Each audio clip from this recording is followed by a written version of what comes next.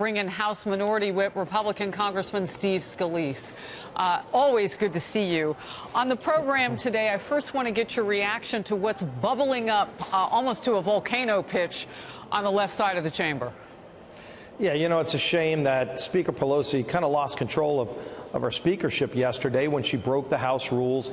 She actually had to force her members back to vote to allow her to come back and speak again because of the violation of the rules of the House. And so basically what they said is the rules shouldn't apply to Nancy Pelosi that apply to everybody else. That's not the way things are. They've got to stop this drumbeat every single day towards impeachment, of harassing the president, his family, his staff. Today you're seeing more legislation on the floor to go after members of his own staff.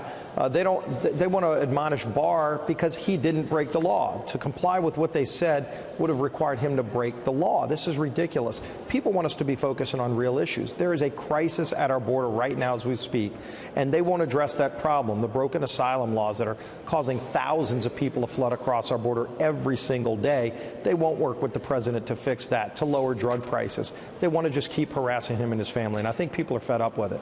So another part of this coverage has to do with what the president is talking about, and that vote yesterday. You talk about those 4 GOP, 1 independent who went along with Democrats, but out of 197, that might look like unity. Here's what the president said. He was touting the GOP unity. So great to see how unified the Republican Party was on today's vote concerning statements I made about 4 Democratic congresswomen. If you really want to see statements, look at the horrible things they said about our country, Israel, and much more. So I'm reading a tweet there. Your reaction? Well, if you think about many of the anti-Semitic things that some of those members of Congress said, you know, just last week, AOC called Speaker Pelosi a racist. Where are the admonitions for those kind of things? They've never been willing to stand up against their most radical elements of their caucus, the squad, and the others associated with them. And frankly, they're all part of that socialist Democrat Party now because they're condoning that kind of approach to government. And by the way, when you look at some of the things that have been said towards this president, they said he colluded with Russia when he never did. You even had some of them saying that people that are coming across the border illegally are being forced to drink out of toilets. That's not even happening, yet they continue to say these kind of false and degrading things and knocking our country every single day. Why not work together with Republicans and Democrats to solve real problems that are affecting hardworking families? Look, you bring up compelling arguments for bipartisanship. A lot of people across the country are holding their breath because they're wondering about health care and a whole host of things, the debt ceiling, so on and so forth. I know Speaker Pelosi's worried about that. She's talking with Secretary Mnuchin. But at the bottom of all of this, the common denominator is this fight among Democrats. And could it, and I'm wondering, Congressman, does this become so distracting that before the break you don't get anything done as they fight amongst themselves? Well, you know, people are tired of them fighting amongst themselves and fighting for power. It's really what it's all about. Is that what it's about? It's all about fighting for power, for more power. Those that have power want even more.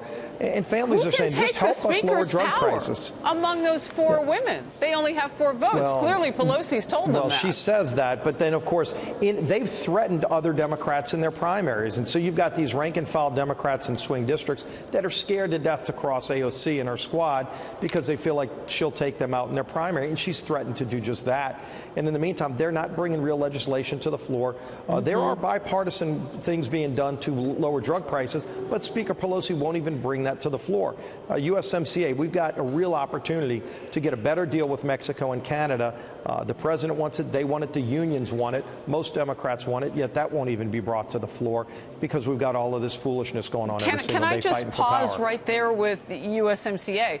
That, I don't know if it has a hard deadline, but it does have a working deadline, right? Like, don't you want to try to get that done so we can go forward on some of those trade issues? Right. There are a lot of things at play. Canada wants to get this done. They've got elections coming up in October. You don't want to get this mogged in to their elections. Mexico's already passed it.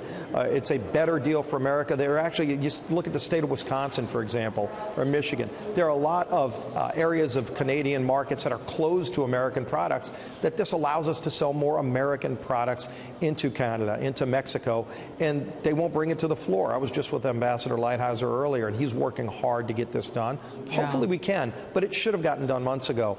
let's stop the foolishness on the floor. Use the floor to help hardworking families, not to settle personal disputes. You know, I want to go a little deeper with you because I know that you have relationships across the aisle, as many Republicans do. You in particular, though, in leadership, you know Nancy Pelosi. What does she need to say when she steps up to that lectern at any moment to get beyond this point, maybe even about her behavior on the House floor yesterday? Well, I think she ought to address that because it wasn't us alone that said she broke the rules. The majority leader is the one who actually took the chair because another Democrat vacated the chair. And the majority leader is the one who made it clear that she did break the House rules. She ought to own up to that and just say, let's move on. Let's be better than this. Let's actually focus on policy. Stop the drumbeat of bills and legislation and resolutions that aren't going anywhere, that are just designed to attack people based on personalities. We have real bipartisan bills, things that can get done to lower drug prices. We just passed a bill out of committee earlier today to stop all these spam phone calls that come in by the robocalls that people get that annoy them every single day. There was a bipartisan agreement on that. Those are the things that should be on the floor being debated to help hardworking families, not the personality disputes and the fights over who gets more power. Well, I tell you, Congressman Scalise, you have listed, and I was taking copious notes on what you said, things are getting done, and you've listed some things where you're ready to go forward. We will be perched to see if the Speaker of the House will lead her majority to do just some of those things. Appreciate your time. Hopefully so. Thank you thanks very a lot. much. Good to be with you.